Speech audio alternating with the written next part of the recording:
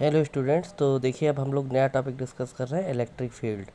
The electric field due to a charge q at a point distant r from charge q is defined as the electrostatic force acting per unit test charge at that point। मतलब अगर कोई charge q है और उससे r distance पर हमें electric field find करनी है, तो इलेक्ट्रिक फील्ड काहे की इक्वल हो जाएगी, कितने क्या हो जाएगी?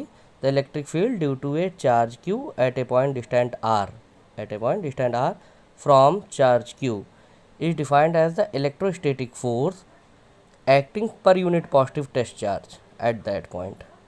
कितना क्या हो जाएगा? As the electrostatic force acting per unit positive test charge at that point.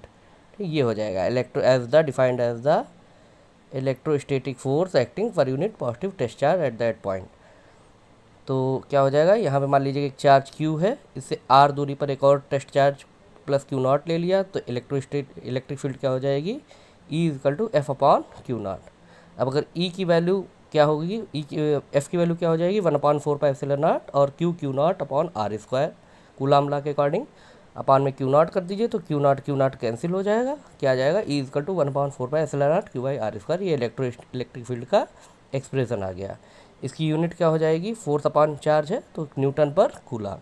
और इसके डायमेंशंस क्या आ जाएंगे? Its dimensions are equal to dimension of force के डायमेंशन क्या होंगे? mlt-2 और डायमेंशन ऑफ चार्ज के डायमेंशन 80 हो जाएगा। तो सॉल्व करेंगे तो क्या आ जाएगा? mlt की power -3 A inverse, it is a vector quantity.